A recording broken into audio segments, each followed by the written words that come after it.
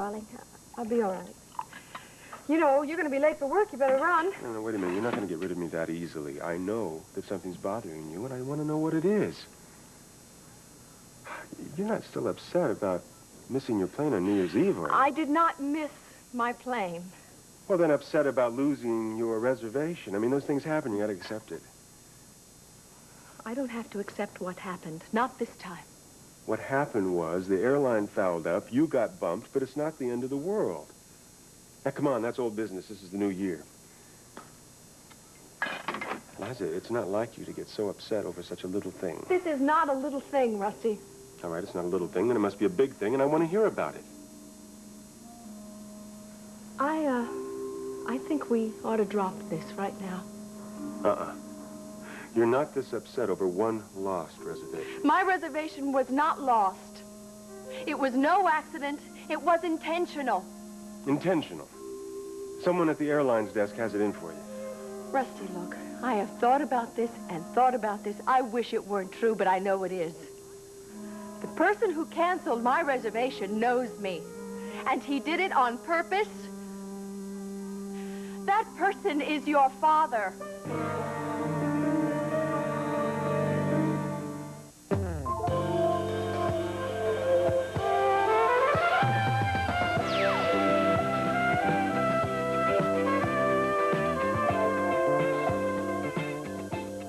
This is search for 2 months. Conspicuously displayed.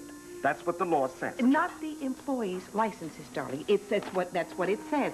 One license should be displayed. One. That's the one for the establishment. The bartender's licenses should be kept in a drawer on file as long as they work for us, okay? It says right there. You know, she has to pretend she understands this because she's on the city council, you know. They love to create documents like this just to confuse people. Is that a fact? That's a fact. You know, I thought that last document we wrote, the zoning one, was a masterpiece of concise, commonplace, layman's language. You did see it? No, I'm sorry. I missed that one. I am surprised to hear that, Stu. You're such a concerned citizen. Yeah. Yeah, how did we get into this? We were discussing bartenders' licenses, Joe. I don't know how we got in. I think you better answer the phone because I have a feeling that that's much more important. I'm really surprised. Yeah, don't be surprised. Really Just go answer the phone. You don't have to read me the riot act. Saved by the bell, like they say.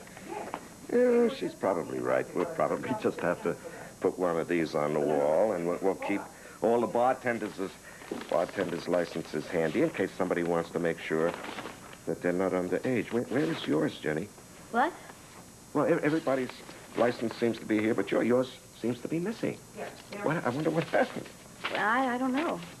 But are you sure you filled out the form properly? Yeah, well, I think I did, but, you know, it's no big deal because I don't have to mix drinks. I can just be a plain old waitress. Oh, no. Come on now. Don't be silly. They probably sent it to the wrong place. I'll check into it. No, Stu, really, just forget it, all right? I mean, you shouldn't get all bogged down with this red tape hassle. You know, you don't need that. No, but it's not a hassle. It's no hassle. Unless, of course, the Henderson police have you on the 10 most wanted list. Well, not that I know of. Well, don't you worry about it. I'll take care of it. Now, excuse me. I got to check the galley. No, I'm really all set. Hey, Russell. Yeah, my flight's at 9:15. I have plenty of time before the meeting. Oh, don't worry about me in New York City. I'll find plenty to do. But keep your fingers crossed for me. I'll call you when I get back. Bye-bye. Oh, hi, Joanne. How are you? I'm all right, Rusty. Can I do something for you? Well, yes. I was writing out a check for a delivery, and I don't have a pen. Be my guest. Leave it on the bar when you're through, will you? Thank you. Oh, hello, Jenny. How are you? I'm okay. You don't seem too happy at your work. I said I'm okay. Just listen the first time, all right?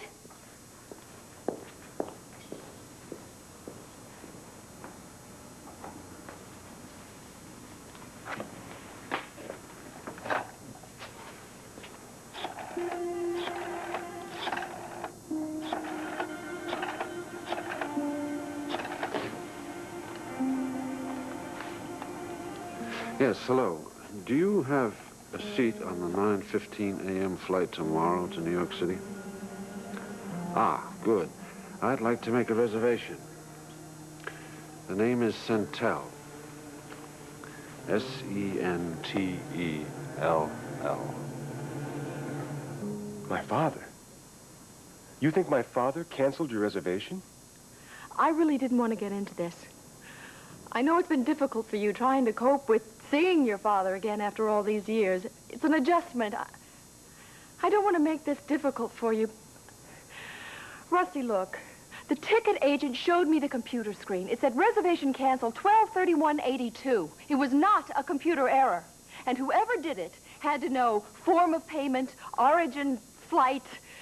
Your father would know all those things, or it would be easy for him to find out. I'd just like to know why my father would hurt you like this. It's difficult to explain. Try.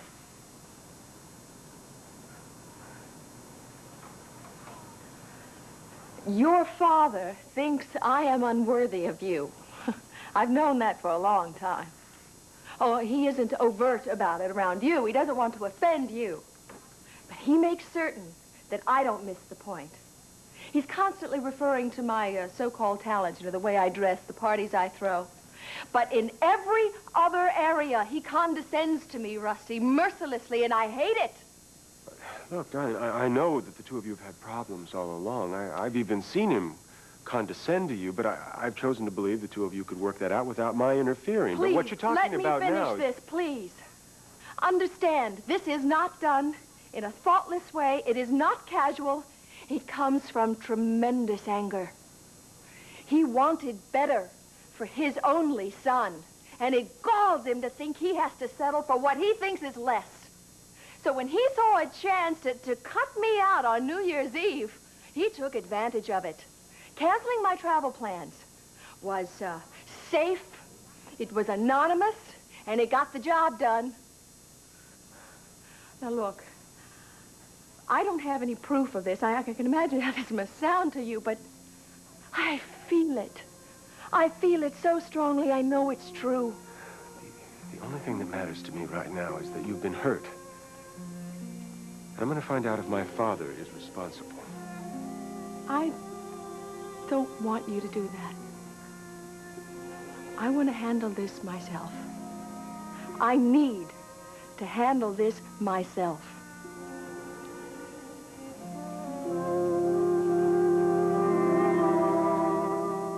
Fraud, and she was here.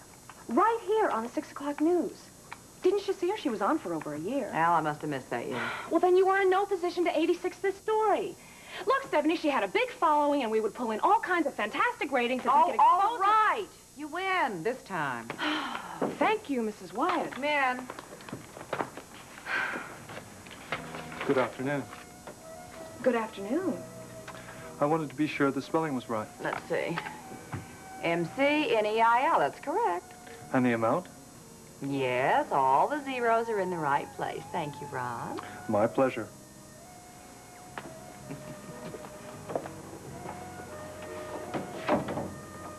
A little something you've been hiding from the rest of us?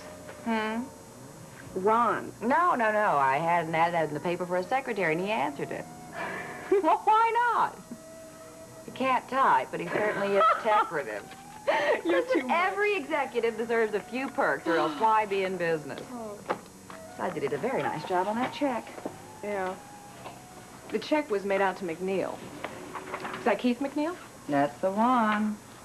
Oh, is he coming to work here along with Brian? Good heavens, no. What could he possibly do here, especially for $20,000? You're giving Keith McNeil $20,000? What in heaven's name for? Well, if you must know, I was hoping to persuade him to leave town. What? He is far too fond of Wendy. I was hoping to persuade him to take up residence elsewhere. No, wait a minute. This can't be what it sounds like. Now, Sonny, from what I hear, this boy has a lot of outstanding debts. He has a younger sister to support. This will give him a chance to wipe the slate clean and start all over again. And he'll have to give up Wendy, but they'll all be better off, I can tell you that. So don't start judging me. I'm too shocked to judge anybody. Stephanie, I can't believe you do something like this. It's the only thing to do. Keith is not right for Wendy. Let me tell you something, Stephanie. Wendy could do a whole lot worse than Keith McNeil. Why are you so bound and determined to pick out someone for her yourself? I'm not picking out anybody for her. I'm not here to run her life. I am here to give her a little guidance. Oh, for heaven's sake, Sonny, you're just like everybody else. You see the two of them fawning all over each other, and you think that they're Romeo and Juliet. Yeah, her. Well, I'll tell you one thing. I am not going to let Keith McNeil use my daughter to move up in the world. He is not using her for that, Stephanie. They really do love each other. Oh. And Keith is a very decent guy. He's so decent, I had to meet him bailing him out of jail. Well, I just hope you're ready. For what? You give Keith McNeil money to leave town, Wendy will be after him so fast it'll make your head spin. Well, at least we agree he'll take the check. I didn't say that he was... You know, this whole thing is crazy. And I don't have time to argue with you anymore. But I'm telling you, this whole thing is going to blow up in your face. Close the door, will you?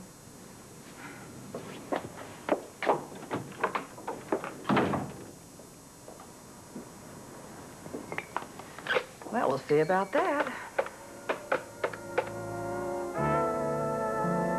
Not to call me here at Mrs. Wyatt's. My office is being renovated, and it's hard to get in touch with me.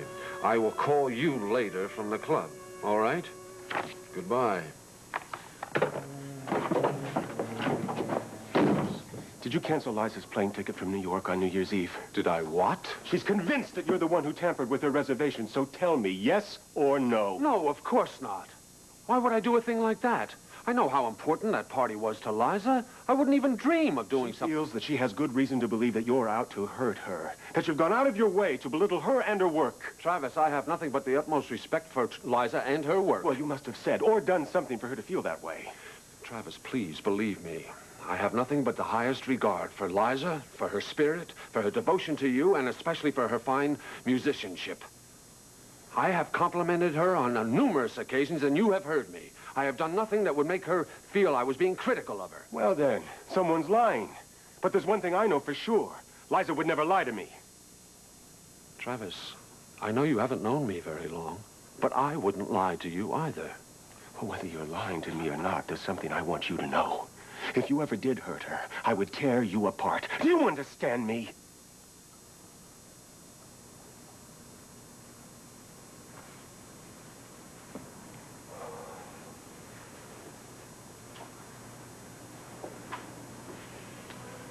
I'm sorry this had to happen.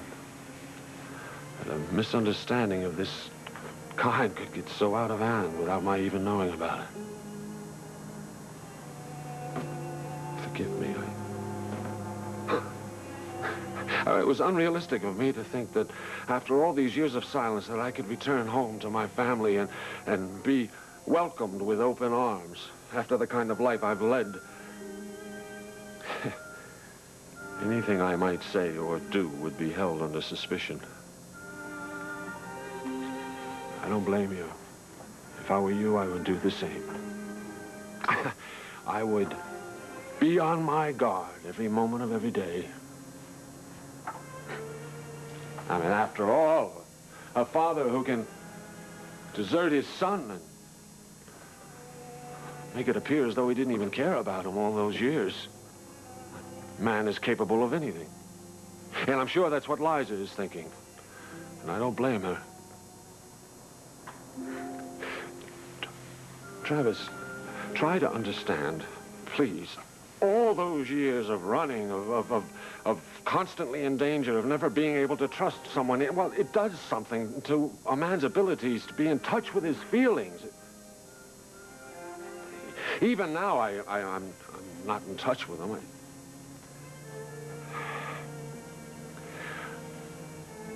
I have everything I've ever wanted.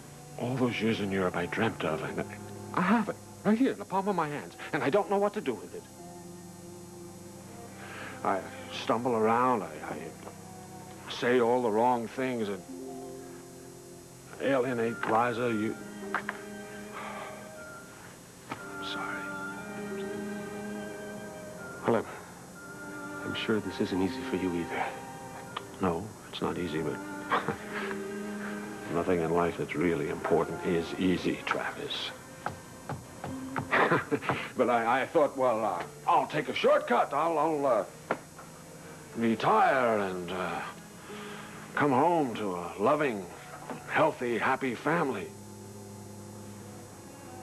I don't deserve that. I never should have even expected it.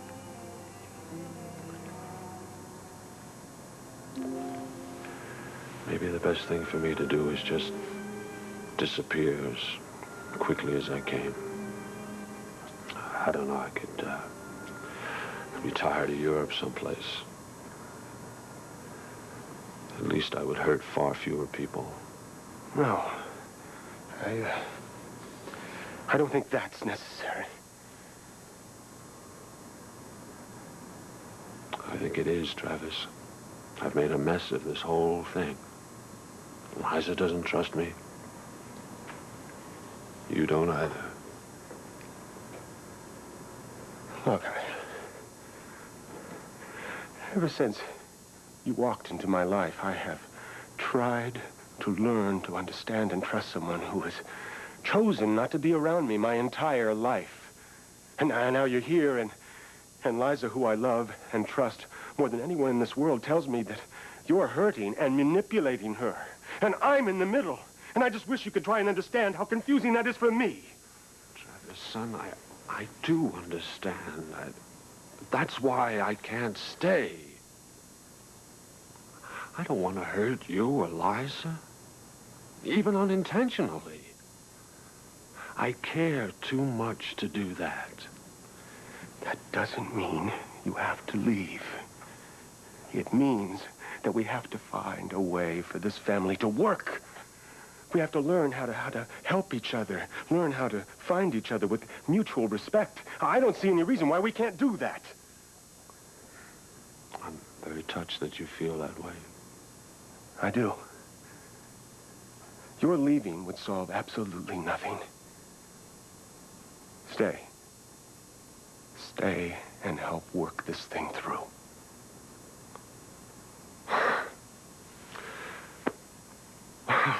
If that's what you really want, Travis,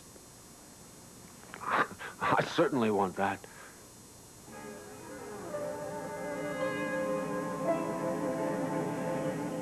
Well, I'm glad I found you in. Well, you told me it was important, so I hung around. What's up? You're never going to understand how difficult this is going to be for me. I'm worried to death about Wendy. Oh, boy, I have a funny feeling we've had this conversation before. Now, I know you care for her, but I just honestly don't think you know what she's going through. What are you driving at? Keith, you're a symbol for her. Well, like any young girl, when they grow up and they go off on their own, they get very independent and they reject their parents' values for a while, but they generally come back. You're just about as far from Wendy's background as you could get. I don't have enough money. No, it isn't just the money. It's your attitude and your approach to life. Yeah, well, Wendy doesn't seem to mind my approach to life. Well, not right now, because she finds it exciting. Sooner or later, though, she's going to realize that she's actually... Say it, slumming. Say it. I wasn't going to be that unkind. Wendy's in college. She's going to change. She's going to outgrow you. Not unless I'm standing still. And you see, I don't plan on standing still, no matter what you think. You look at me and say, here's a guy who's going nowhere. But let me tell you something. Don't give me those humble beginnings. I know all about humble beginnings. And let me tell you something, mister. You don't get anywhere in life unless you have an education and a supportive family. Keith, you've gone just about as far as you're going to go. Why don't you face it? I love Wendy, and that means something. It means a lot. Can you give her the world that she came from? Maybe she doesn't want the world she came from. Do you ever think of that? I know Wendy very, very well, dear. Why don't you just leave and save you both a lot of heartache? I told you before I'm not going to leave. Now, how do you expect me to leave now? Well, maybe this will help. Now, I know that you have a lot of outstanding bills, and you have a little sister to support. If you will leave Henderson and not come back, you can take this money and start a whole new life Take it, Keith. It's $20,000. That's a lot of money. I honestly want you to have it because I know what I'm asking you to do is difficult. It will be painful to leave Wendy. But that kind of pain diminishes in time. All you have to do is take the check, leave town, and never mention it to Wendy. I'll explain everything to her. Well?